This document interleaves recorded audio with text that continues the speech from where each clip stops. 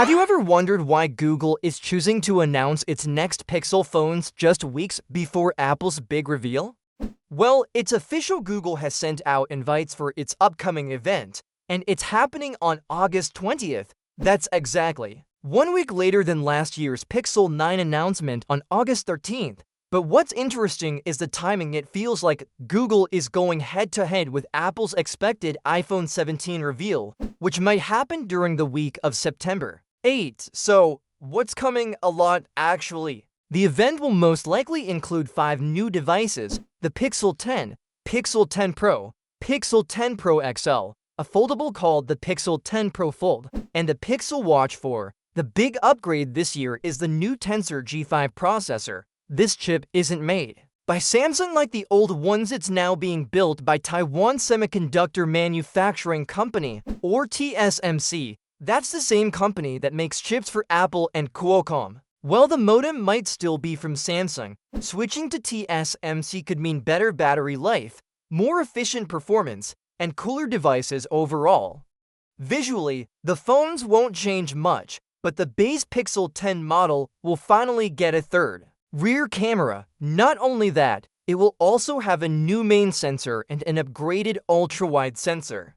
The Pro models will likely stick with the same camera hardware as last year. So if you've been waiting for a major redesign, this might not be it. But if you want better photo quality and AI features, then there's something to look forward to. Now let's talk about the foldable Pixel 10 Pro Fold. This one is set to be the first dust-proof foldable smartphone. That's a big deal because foldable phones usually struggle with dust getting inside the hinge. It's also expected to have a larger cover display, a higher battery capacity, and an upgraded main camera. Although no exact numbers were given, those changes could make it a serious competitor against Samsung's latest Galaxy Z Fold 7, which recently saw a price increase. Speaking of price, Google is not raising the prices of the new Pixel phones or the foldable, which is great news for anyone considering a premium phone. All these devices will run Android 16, and you can bet Google will show off new artificial intelligence features at the event. The Pixel Watch 4 is also coming, and it will use the same Snapdragon W5 chip that powered the last two models, but this time, it might get a slightly bigger battery and faster charging speeds. While exact figures weren't revealed, the improvements should be noticeable. Even though Pixel phones don't sell in massive numbers globally, what if Samsung's next Fan Edition phone doesn't need new camera hardware to deliver better photos? That's what many believe will happen with the upcoming Galaxy S25 FE, which is expected to arrive around October. It's shaping up to be a solid upgrade, even if the hardware stays mostly the same. Leaks suggest that the rear camera system, the Galaxy S25 FE, will match the one found on the Galaxy S24 FE, a 50 megapixels main camera with an f1.8 aperture and 8 megapixels telephoto camera with 3x optical zoom and a 12 megapixels ultra-wide lens. While that might sound like more of the same, Samsung could be relying on new software improvements to make a real difference in how photos and videos turn out. One noticeable hardware upgrade is the 12 megapixels selfie camera, replacing the 10 megapixels one on the previous Fan Edition model. The new front camera is expected to feature autofocus, similar to what's already used in the rest of the Galaxy S25 series. But the bigger story is the role of software. Samsung has shown over the years that they can dramatically boost image quality just through better algorithms and optimization. That means sharper images, more natural colors, and better results, even in tricky lighting without changing the actual camera lenses. The Galaxy S24 FE, for example, scored 150 points in Finira's camera performance test, and that's a pretty strong result for a Fan Edition phone. Reviewers liked its realistic colors and clear details, but they also pointed out some flaws like over-sharpening in telephoto shots and inconsistent color tones. These are the kind of things that can be fixed with software tweaks. So if Samsung refines the image processing on the S25 FE, we might see a nice jump in real-world camera performance. Besides the camera, the rest of the phone looks promising too. The Galaxy S25 FE is expected to come with a 6.7-inch Full HD Plus display and a 1:120 Hz refresh rate, offering smooth performance for everyday use. The phone is also said to be lighter and slimmer than the S24 FE while still keeping a strong armor aluminum frame. It will likely be powered by the Exynos 2400 chip, paired with a larger battery and faster charging. This means you'll get better speed, longer battery life, and a sleeker feel in a fan edition device. What makes the Galaxy S25 FE especially interesting is how it brings together premium features without the high price tag.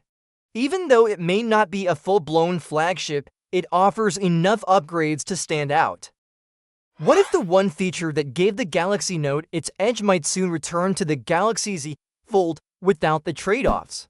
After dropping S Pen support from the Galaxy Z Fold 7 to make it thinner and lighter, Samsung is now hinting at a comeback, but this time powered by new tech that could change everything. According to a report from News, Samsung isn't giving up on the S Pen for foldables, it's just waiting until the tech catches up. Kang Min-seok, a key executive at Samsung's MX business division, confirmed that they are actively developing a new kind of S Pen technology. The goal, to bring back stylus support to the Z Fold lineup without sacrificing thinness, weight, or performance. Right now, the existing S Pen relies on Wacom's EMR system, which needs a digitizer built into the screen but doesn't require a battery inside the pen itself. That works well on phones like the Galaxy S24 Ultra or older Fold models that supported it, but it adds thickness and complexity to foldable designs. Samsung wants to change that. They're working with a South Korean company called Hydeep on a new kind of S Pen that won't need a separate digitizer or even a battery. That could make it a perfect fit for future foldable phones, where every millimeter counts.